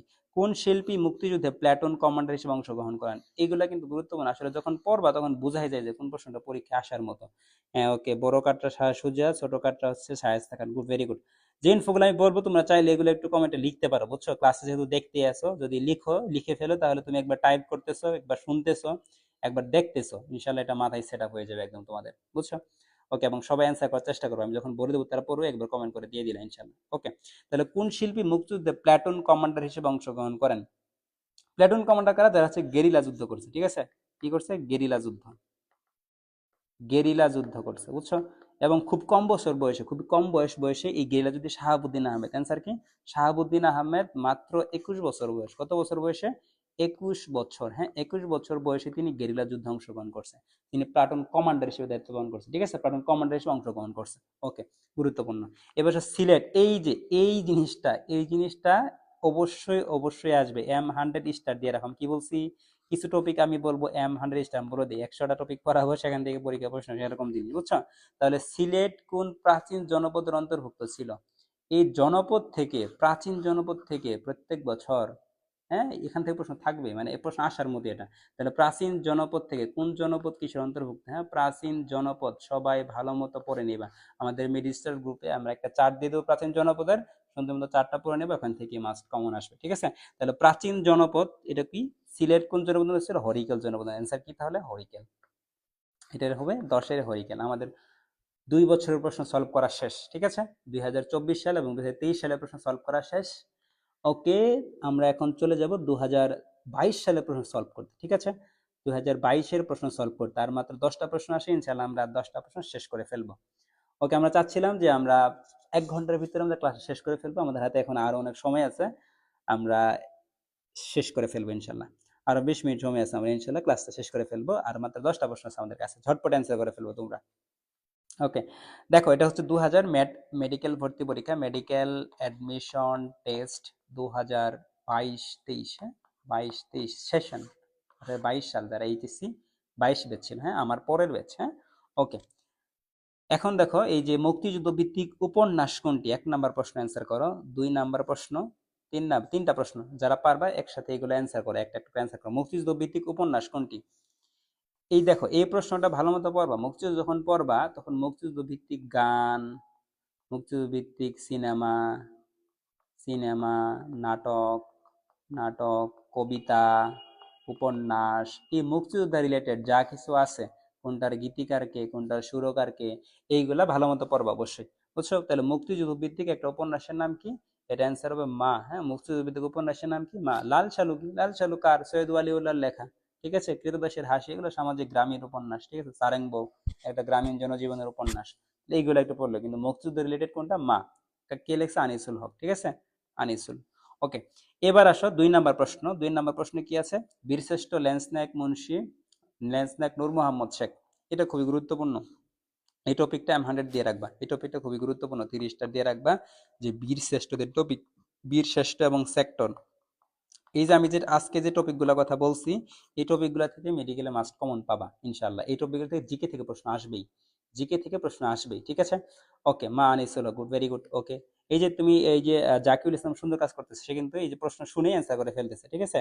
এই যে সুন্দর মতো আনিসুল হকের লেখা মা উপন্যাস, তাহলে কিন্তু এইগুলো তার মাথায় সেট হয়ে যাচ্ছে, ঠিক আছে। তো তোমরা চাইলে এগুলো একটু, যখন আমি যেটা বলবো সেটা অ্যান্সার করার সাথে সাথে এগুলো একটু লিখে ফেলবা, হ্যাঁ আমি যা লিখতেছি এগুলো একটু লিখে ফেললেই দেখবে তোমার মাথায় সেট হয়ে যাবে, শুনতেছো লিখতেছো। ওকে, তাহলে বীরশ্রেষ্ঠ ল্যান্সনায়ক নূর মোহাম্মদ শেখ কোন সেক্টরে মুক্তিযুদ্ধ করে অংশগ্রহণ করেন, সেক্টর নাম্বার 8 নাম্বার সেক্টর। তাহলে কে কোন সেক্টরের সেক্টর কমান্ডার ছিল, কে কোথায় মুক্তিযুদ্ধ অংশগ্রহণ করেছে, বীরশ্রেষ্ঠদের 7 জন বীরশ্রেষ্ঠ, এটা তোমার অবশ্যই জানতে হবে, অবশ্যই ভালো মতো পড়ে নিবা, ঠিক আছে। এটা হচ্ছে 8 নাম্বার। এবং 3 নাম্বার প্রশ্ন, এটা আমি সেক্টরের কোনটা কি এটা তোমাদেরকে একটু দেখায় আসি। এই যে সুন্দর মতো কোন বীরশ্রেষ্ঠ এবং কি সেক্টর, গুরুত্বপূর্ণ, ঠিক আছে। স্টার দিয়ে রাখো এবং এই চার্টটা তোমরা স্ক্রিনশট দিয়ে রাখো, ঠিক আছে। এই চার্টটা স্ক্রিনশট দিয়ে রাখো, অবশ্যই অবশ্যই এটা ভালো মতো, সুন্দর একটা চার্ট দেখা যাচ্ছে, এটা একটু সুন্দর সুন্দর মতো ভালো মতো পড়ে নেবে, ঠিক আছে। এই যে একটা চার্ট দেখতে পাচ্ছ, ত্রিশটা দিতে বললাম যে কোন কে কোন বীরশ্রেষ্ঠ কত নম্বর সেক্টরে যুদ্ধ করছে, ঠিক আছে। কোন বীরশ্রেষ্ঠ কোথায় মানে যুদ্ধ করছে, ল্যান্স নায়ক মুন্সি আব্দুর রৌফ, তিনি হচ্ছে কই 1 নাম্বার সেক্টরে যুদ্ধ করছে। এবং 2 নম্বর সেক্টর যুদ্ধ করছে কি মুস্তাফা কামাল, সিপাহী মুস্তফা কামাল। 8 নাম্বার সেক্টর, এই যে আমার যেটা পরীক্ষা আসছে, নূর মোহাম্মদ শেখ, নূর মোহাম্মদ শেখ 8 নাম্বার সেক্টরে। এবং 4 নাম্বার সেক্টর যুদ্ধ করছে কি হামিদুর রহমান, সিপাহী হামিদুর রহমান। তাহলে 2-4 মনে রাখবো, দুজন সিপাহী কি, একজন সিপাহী 2 নাম্বারে করছে সিপাহী, আর একজন সিপাহী কোথায়, হামিদুর রহমান 4 নাম্বার সেক্টর, ঠিক আছে। হামিদুর রহমান কোথায়, 4 নাম্বার সেক্টর যুদ্ধ করছে। তাহলে সিপাহী মুস্তফা কামাল হচ্ছে 2 নাম্বার সেক্টরে, তার কি কামাল মুস্তফা কামাল 3টা শব্দ, আর হামিদুর 4টা শব্দ, হামিদুর যে হচ্ছে কোথায় 4 নম্বরে, মনে রাখবে এটা ছোট শব্দের বেশি শব্দ, বুঝছো? ওকে, এরপর আসো 2 এবং 10 নম্বর সেক্টর। 10 নম্বর সেক্টর কি নৌ কমান্ডার সেক্টর বলে, আমি যে মেডিকেল ভর্তি পরীক্ষা দিয়ে এবার আসছিল। 10 নম্বর সেক্টরে কি স্কোয়াড্রন ইঞ্জিনিয়ার রুহুল আমিন, ঠিক আছে, একমাত্র স্কোয়াড্রন ইঞ্জিনিয়ার ছিল এই রুহুল আমিন সাহেবই।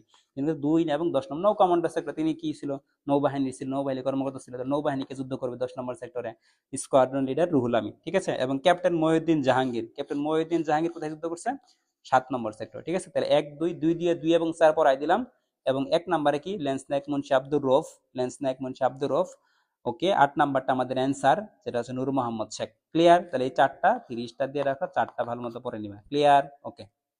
এবার এই যে আমরা যে তোমাদেরকে যে জিকে স্টার কোর্স আছে, ফ্রি কোর্স, আমরা তোমাদেরকে এইভাবে কোন টপিকগুলো তোমাদের পরীক্ষা আসবে, কোনগুলো মাস্ট পড়ার লাগবে, এটাই হচ্ছে মেইন কথা। তুমি যদি একদম শুধু প্রিপারেশন মেডিকেল এত এত ইনফো তুমি যদি এক পাশ থেকে পড়ে যাও, এটা পড়তে পারবে না। তুমি এমন কোথায় পড়বে যে তোমাকে গাইডলাইন দিতে পারবে ভালো, যে তোমাকে কোনগুলো পরীক্ষা আসবে সেটা সম্পর্কে একটা প্রপার গাইডলাইন পাবা, যেখানে সেটাই তোমার জন্য বেস্ট হবে। আসলে তুমি সকল কিছু পরে কখনোই মনে রাখতে পারবে না, তোমাকে সেই জিনিসগুলোই পড়তে হবে যেটা পরীক্ষার সম্ভাবনা সবচেয়ে বেশি, যেটা থেকে পরীক্ষা প্রশ্ন আসবে, সেগুলোই তো বেশি বেশি পড়তে হবে, তাই না? ওকে, তাহলে 3 নম্বর প্রশ্ন দেখো, বঙ্গবন্ধুর অনুরোধে ভারতীয় মিত্র বাহিনী কবে বাংলাদেশ ত্যাগ করে, তারিখ আসছে। একটা করে তারিখ কিন্তু প্রত্যেক বছর থেকেই যায়, একটা করে তারিখ কিন্তু আসে। এটা কবে, 12ই মার্চ 1972। হ্যাঁ, প্রথম তারা ত্যাগ করে, এবং একদম যে শেষ দলটা সেটা বের হয়েছে 17ই মার্চে। একদম শেষ দল যেটা ছিল সেটা বের হয়ে যায় কবে, 17ই মার্চ 1972। That's it. ওকে, আমাদের 4-5 আমরা শেষ পর্যায়ে চলে আসছি। দেখো কি বলছি একটু আগে, যে প্রাচীন জনপদটা ভালো মতো পড়বা, প্রাচীন জনপদটা অবশ্যই ভালো মতো পড়বা, প্রাচীন জনপদটা অবশ্যই ভালো মতো পড়বা। বাংলার সবচেয়ে প্রাচীন জনপদ কোনটি? এই প্রশ্নটা 2025 সালে আসছিল, মানে এটাই হুবহু 2025 সালে, মানে এই যে রিসেন্ট যে পরীক্ষাটা হইলো, যে আজকে যাদের ওরিয়েন্টেশন হইলো মেডিকেল কলেজে, আমাদের জুনিয়রদের দেখলাম সবাই হলে আসতেছে নতুন নতুন, তাই না? সবার কত আনন্দ, সবাই মেডিকেল কলেজ ক্যাম্পাসে ক্লাস শুরু করতেছে। ঢাকা মেডিকেল কলেজ ওরিয়েন্টেশন হইলো, ময়মনসিংহ মেডিকেল, সকল মেডিকেল কলেজ একসাথে ওরিয়েন্টেশন হইলো। তো এই যে এবার এটা এই প্রশ্নটা রিপিট হয়েছিল হু, এটাই যে এই 22 সালে আসছে, আবার 25 সালে হু রিপিট হয়েছে। মেডিকেল ভর্তি পরীক্ষা প্রশ্ন এরকম রিপিট হয়, বুঝতে পারছো? তো এইগুলা কিন্তু তোমাকে অবশ্যই বিগত বছরের প্রশ্ন সলভ করতে হবে, বিগত বছরের প্রশ্ন মাস্ট সলভ করতে হবে। তাহলে বাংলার সবচেয়ে প্রাচীন জনপদ কোনটি ছিল? হরিকেল, গৌড়, পুন্ড্র, তাম্রলিপ্ত। বলো কোনটা ছিল, বলো। হরিকেল তো এর আগে পরে সিলেট ছিল, হরিকেল হবে না, গৌড় হবে না, তাম্রলিপ্ত না, পুন্ড্র। পুন্ড্র কোথায় বলো তো? পুন্ড্র কোন এলাকাতে? বগুড়ার কেউ আছো? বগুড়ার কেউ থাকলে বলো। পুন্ড্র কোথায়? বগুড়ার মহাস্থান করে অবস্থিত, তাই না? তাহলে এটার অ্যান্সার হবে, 4-এর অ্যান্সার হবে বি। রাইট। 5 নাম্বার অ্যান্সার করো, 5 নাম্বার অ্যান্সার করো, 5 নাম্বারটা পড়াই দেবো, খুবই গুরুত্বপূর্ণ। 5 নাম্বারের টপিকটাও 3 স্টার ইম্পর্টেন্ট। মুক্তিযুদ্ধ নিয়ে যদি কিছু পড়তে চাই, এগুলাই পড়তে হবে।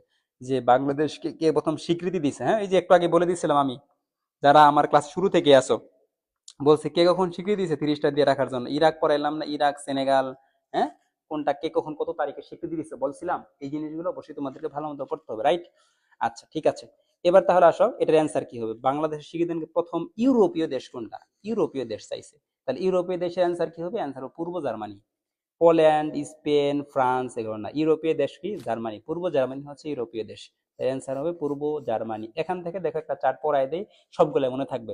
যারা ক্লাসে দেখতেছো, এই যে চার্টটা পড়াবো সুন্দর মতো মনোযোগ দিয়ে শুনো, এবং চার্টটা স্ক্রিনশট দিয়ে রাখো। এবং তোমরা চাইলে এই জিনিস, যে নতুন জিনিসগুলো শিখতে পারতেছো, এগুলো তোমরা সবাই আমাদের গ্রুপে ছোট্ট করে একটা রিভিউ দিয়ে আসবে ইনশাল্লাহ, ঠিক আছে? ওকে, এবার আসো তাহলে আমাদের এই যে যে চার্টটার কথা বললাম তোমাদেরকে ভাইয়া, তাহলে এই চার্টটা আমরা একটু শিখাই দেবো। হ্যাঁ, এই চার্টটা খুবই গুরুত্বপূর্ণ। হ্যাঁ, দেখতে পাচ্ছ নিশ্চয়ই সবাই, স্বীকৃতিতে প্রথম দেশ এবং কোন দেশ স্বীকৃতিতে প্রথম, তারা, হ্যাঁ, প্রথম দেশ, তারপর আরব দেশ, সমাজতান্ত্রিক দেশ। দেখো এগুলো সবই ইনফো, গুরুত্বপূর্ণ, একদম 30টা দিয়ে রাখো, আসার মতো মেডিকেল ভর্তি পরীক্ষায় তোমাদের বারো আসতে পারে। এবার যারা পরীক্ষা দিবা তোমাদের বারো আসতে পারে, বুঝছো? একটা প্রশ্ন চলে আসবে। প্রথম দেশ হিসেবে স্বীকৃতি দেখুনটা ভুটান, সর্বপ্রথম কে দিছে? ভুটান স্বীকৃতি দিছে। এটা একবার মেডিকেল আসছে, এটা একটা মেডিকেলের প্রশ্ন, এটা একটা মেডিকেলের প্রশ্ন, ঠিক আছে? তারপর আরব দেশ কোনটা দিছে? ইরাক, এটাও একটা মেডিকেলের প্রশ্ন, ঠিক আছে, এটাও একটা মেডিকেলের প্রশ্ন। সমাজ ইউরোপীয় দেশ, পূর্ব জার্মানি, এটাও একটা মেডিকেল। তাহলে দেখো এই একটা 4 থেকে 3টা প্রশ্ন মেডিকেল আসছে। শুধু পড়লে হবে না, জানতে হবে কোথায় থেকে মেডিকেল ভর্তি পরীক্ষার প্রশ্ন আসে, কোন জায়গা থেকে আসে, কোন টপিক থেকে আসে, ওটা আগে পড়তে হবে, বুঝছো? তুমি এত ইনফো পরে মনে রাখতে পারবে না। তোমাকে একটা ভাই সব পড়াইলো, আসলে সব পড়ে তুমি কখনো মনে রাখতে পারবে না। আলটিমেটলি পরীক্ষার আগের দিন যে 6টা বই পড়ে যায়, সাথে জিকে জিনিস পড়ে যায়, তুমি আসলে কি অ্যান্সার করো, সহজ প্রশ্ন ভুল করে দিয়ে আসবে, এরকম হয়ে যাবে। তো ইনফো যেটা জানবা সেটা যদি আসার মধ্যে হয়, বুঝতে পারছো আমার কথা? ওকে, আমরা যেগুলো পড়াবো ইনশাল্লাহ এইভাবে পড়াবো। আমাদের জিকে কোর্সটা আসতে যাচ্ছে, এখানে আমরা তোমাদেরকে এইভাবে পড়াবো ইনশাল্লাহ, ফ্রি কোর্সে যেটা আসতে যাচ্ছে। আচ্ছা, ঠিক আছে। এবার আসো তাহলে সমাজতান্ত্রিক দেশ পূর্ব জার্মানি। হ্যাঁ, সমাজতান্ত্রিক তার মানে কি ইউরোপীয় দেশ আর সমাজতান্ত্রিক দেশ, অ্যান্সার কিন্তু একটাই, পূর্ব জার্মানি। ঠিক আছে, তাহলে একসাথে শিখে নিলাম সমাজতান্ত্রিক দেশ এবং ইউরোপীয় দেশ, দুইটার অ্যান্সার কি, দুইটার অ্যান্সার হবে পূর্ব জার্মানি। ক্লিয়ার? ওকে। এশীয় মুসলিম দেশ, এশিয়ার ভিতরে মুসলিম দেশ কি, ইন্দোনেশিয়া, মালয়েশিয়া। আমাদের বাংলাদেশ কোন ইয়ের অবস্থিত, এশিয়া মহাদেশে। তাহলে এই যে ইন্দোনেশিয়া, মালয়েশিয়ার এশিয়ার ভিতরে কত তারিখে দিয়েছিল বলতো, একটু আগে পরে আসছি, 25 ফেব্রুয়ারি। হ্যাঁ, 25 ফেব্রুয়ারি দিয়েছিল। তাহলে কি এশীয় মুসলিম দেশ হিসেবে ইন্দোনেশিয়া, মালয়েশিয়া। এবার মুসলিম দেশ কোনটা, সেনেগাল। প্রথম প্রধান মুসলিম দেশ কোনটা, সেনেগাল দিছে 1 ফেব্রুয়ারি। কত দিছে, 1 ফেব্রুয়ারি। ক্লিয়ার? ওকে, বুঝতে পেরেছো? রাইট। তাহলে এই চারটাকে সুন্দর মতো স্ক্রিনশট দিয়ে রাখো, এটা সুন্দর মতো সেভ করে রাখো, আমাদের গ্রুপে দিয়ে দেবো ইনশাল্লাহ তোমাদেরকে এগুলো। আমি আমাদের যে গ্রুপটা আছে মেডিস্টার জিকে কোর্স, আমি ইনশাল্লাহ এগুলো জিনিসগুলো দিয়ে দেবো তোমাদের। এবার আসো 6, 7, মাত্র 4টা প্রশ্ন আছে, ইনশাল্লাহ আমরা 4টা প্রশ্ন শেষ করে দেবো ইনশাল্লাহ 10 মিনিটের ভিতরেই। 10 মিনিট লাগবে না, শেষ হয়ে যাবে, তাই না? আমাদের 1 ঘন্টা এখনো বাকি আছে। আচ্ছা, ওকে, ঠিক আছে। 6 নম্বর প্রশ্ন দেখো, পাকিস্তানি সেনাবাহিনীদের হাতে শহীদদের মধ্যে কে দার্শনিক ছিলেন? দেখো একদম এই সহজ প্রশ্নগুলো কিন্তু আসে, মুক্তিযুদ্ধে কিন্তু কঠিন কঠিন কোনো প্রশ্ন আসে না। তাহলে পাকিস্তানি সেনাবাহিনীদের হাতে শহীদদের মধ্যে কে দার্শনিক ছিলেন? আমি যখন ক্লাস 5-এ পড়ি তখন আমাদের ক্লাসরুমে এই যে যে দার্শনিক ছিল তার ছবিটা ছিল, খুব সুন্দর করে হাসতো।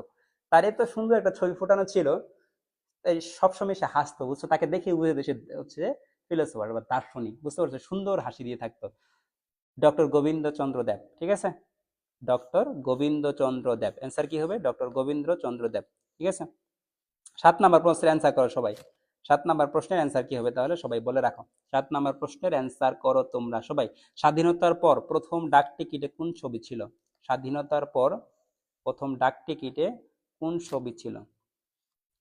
স্বাধীনতার পর প্রথম ডাক টিকিটে কোন ছবি ছিল?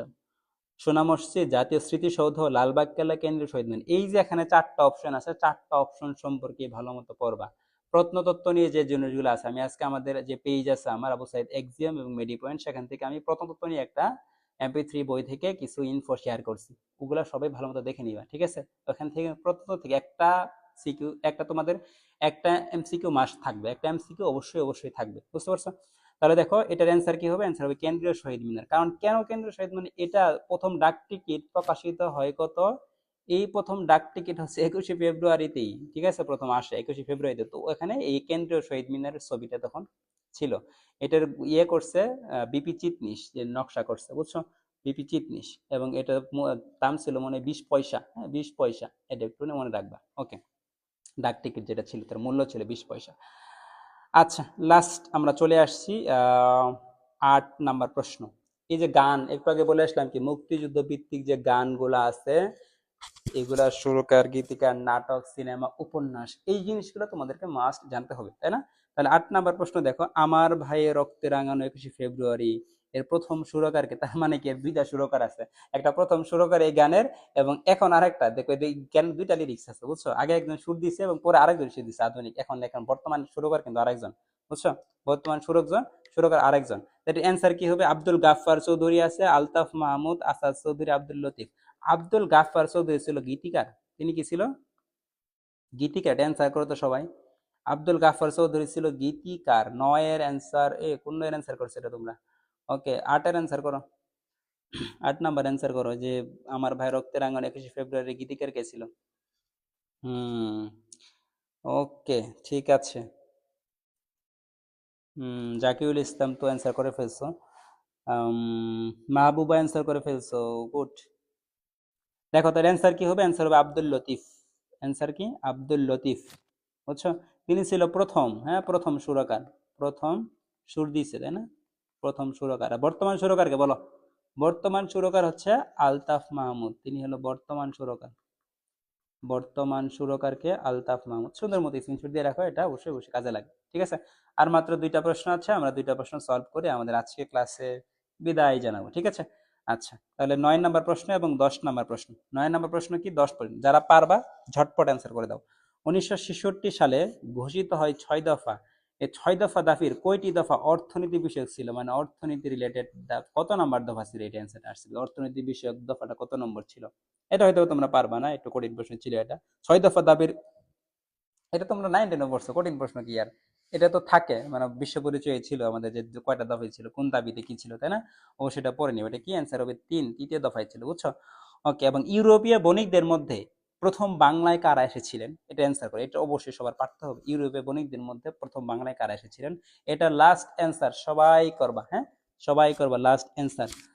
ওকে, এবার আসো তাহলে আমাদের একটা চার্ট দেখে আসি। এই যে আমি যে চার্ট গুলো দেখাচ্ছি, তোমাদের এই চার্ট গুলো থেকে পরীক্ষা প্রশ্ন আসে, বুঝছো তো? জিকে যখন পড়াবো ইনশাল্লাহ তোমাদেরকে এইভাবে ছোট ছোট চার্ট ইনফো যেগুলো পরীক্ষা আসবে ইনশাল্লাহ, যে টপিক গুলো সেগুলো ইনশাল্লাহ পড়াবো তোমাদেরকে আমি ইনশাল্লাহ। জিকে যারা আমাদের সাথে যুক্ত থাকবা ইনশাল্লাহ তাদের একটা ভালো প্রিপারেশন হয়ে যাবে।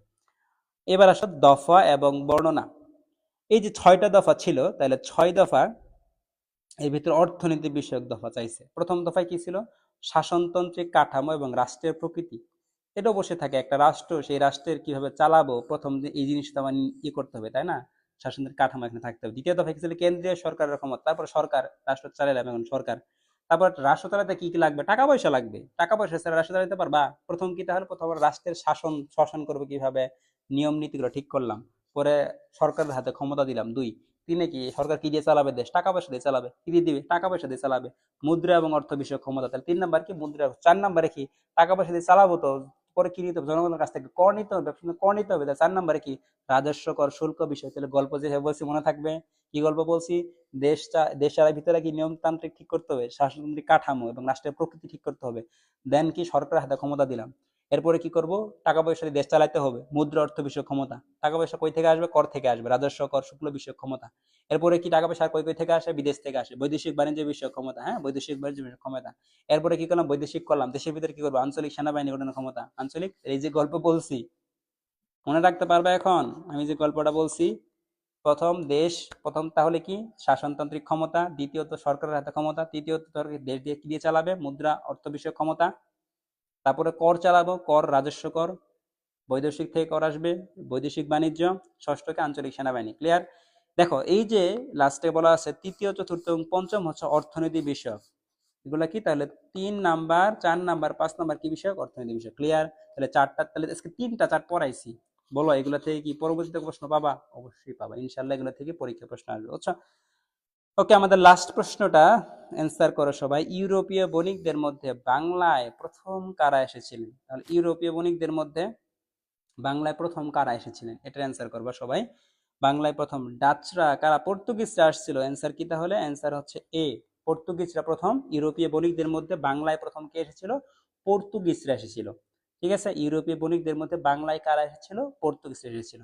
তো আজকে এর মাধ্যমে আমাদের 3 বছরের, বিগত 2022 সাল, 2023 সাল এবং 2024 সালের 3 বছরের 30টা প্রশ্ন আমরা সলভ করে ফেলেছি। আমরা আজকের প্রশ্ন সলভ করে সামারি কি বুঝলাম? কিছু টপিক আছে যে টপিকগুলো থেকে মাস্ট পরীক্ষায় প্রশ্ন আছে। প্রশ্ন সলভ করার উদ্দেশ্য আমাদের এইটাই, প্রশ্ন অ্যানালাইসিস করা। তুমি যদি যে কোনো পরীক্ষার ক্ষেত্রে প্রশ্ন অ্যানালাইসিস না জানো, প্রশ্ন অ্যানালাইসিস না বুঝো, প্রশ্ন অ্যানালাইসিস না করো, তাহলে তুমি কখনো সেই পরীক্ষায় ভালো করতে পারবা না। তোমাকে স্যারদের মাইন্ডসেট হ্যাক করতে হবে। মানে কি? স্যাররা কোথায় থেকে প্রশ্ন করে তোমাকে সেটা জানতে হবে অবশ্যই। পরবর্তীতে ওই প্রশ্নগুলো তারা করবে, ওই টপিকগুলো থেকে তারা প্রশ্ন করবে। এই জন্য তোমাদেরকে বিগত প্রশ্ন দেখতে হবে এবং বিগত প্রশ্ন কই থেকে হয় সেই টপিকটা ভালো মতো আগে পড়তে হবে, তাহলেই মেডিকেলে চান্স সম্ভব। তাহলে আজকে আমরা বুঝলাম কোন টপিকগুলো প্রাচীন জনপদ থেকে খুবই গুরুত্বপূর্ণ প্রশ্ন আসে। মুক্তিযুদ্ধ রিলেটেড যে জিনিসগুলো আছে ওখান থেকে প্রশ্ন আসবে। এরপরে কি বলছি? হাসপাতাল রিলেটেড যে জিনিসগুলো আছে, ডাক্তার রিলেটেড, ঠিক আছে, মেডিকেল হেলথ রিলেটেড যে জিনিসগুলো আছে, এখান থেকে পরীক্ষায় প্রশ্ন অবশ্যই অবশ্যই আসবে। এবং কয়েকটা চার্ট পড়েছি, সেক্টর, বীর শ্রেষ্ঠ, এগুলো থেকে পরীক্ষায় প্রশ্ন আসবে। এই টপিকগুলো আজকে যারা জেনে গেলে ভালো মতো পড়ে শেষ করবে। এবং আমাদের যারা জিকে স্টার কোর্সে যুক্ত আছে, ফ্রি কোর্সে, আমরা তোমাদেরকে এগুলা আরো সুন্দর মতো পড়া দেওয়ার চেষ্টা করবো ইনশাল্লাহ। আমাদের 10টা প্রিমিয়াম ক্লাস হবে, 10টা এক্সাম হবে। এবং আরেকটা ফিচার যুক্ত করছি আমরা, যারা আমাদের কোর্সে যুক্ত হয়েছে ইনশাল্লাহ তোমাদের সাথে আমার সরাসরি কথা হবে। আমি তোমাদেরকে যে পড়াটা দিব ইনশাল্লাহ, আমি সেটা ফিডব্যাক নিব। জুম ক্লাসে তোমাদেরকে আমি পড়া ধরবো, টিচার বাসায় টিচারের মতো। তোমাকে আমি পরীক্ষায় প্রশ্ন ধরবো, তোমাকে আমি কল করে এবং হচ্ছে আমাদের জুমে তোমাকে বলবো, তোমাকে অটোমেটিক ভাইবা নিব, তোমাকে প্রশ্ন ধরবো, তুমি উত্তর দিবা। তাহলে তুমি বাসায় নিজে পড়বা নাকি স্যার আমাকে পরীক্ষায় প্রশ্ন ধরবে, ভাইয়া প্রশ্ন ধরবে? আমাকে অবশ্যই ভালো মতো পড়তে হবে। যারা যুক্ত থাকবে ইনশাল্লাহ তাদের জন্য বেস্ট কিছু হতে যাচ্ছে। এবং তোমাদের ফ্রেন্ডদেরকে সবাই জানাই দেবেন ইনশাল্লাহ, একসাথে আমরা শেখার চেষ্টা করব। আজকের ক্লাসটা তোমাদের ফ্রেন্ডদেরকে শেয়ার করে দিতে পারো যারা দেখে নাই। এবং আজকে ক্লাসে কেমন লাগছে, ক্লাসগুলো প্রশ্ন সলভ করতে কি বুঝতে পারছো, আসলে এইভাবে ক্লাস করলে তোমাদের জন্য কতটুকু উপকার হবে, ছোট্ট একটু রিভিউতে আমাদের মেডি পয়েন্ট ফেসবুক গ্রুপে পোস্ট করতে পারো চাইলে। এবং যারা কমেন্ট করছো তোমাদেরকে একটু পরে আমরা একটা ড্র সেশন হবে, আমি সেই ড্র সেশন করে তোমাদেরকে ইনশাল্লাহ একজনকে মোবাইল রিচার্জ গিফট দেবো ইনশাল্লাহ।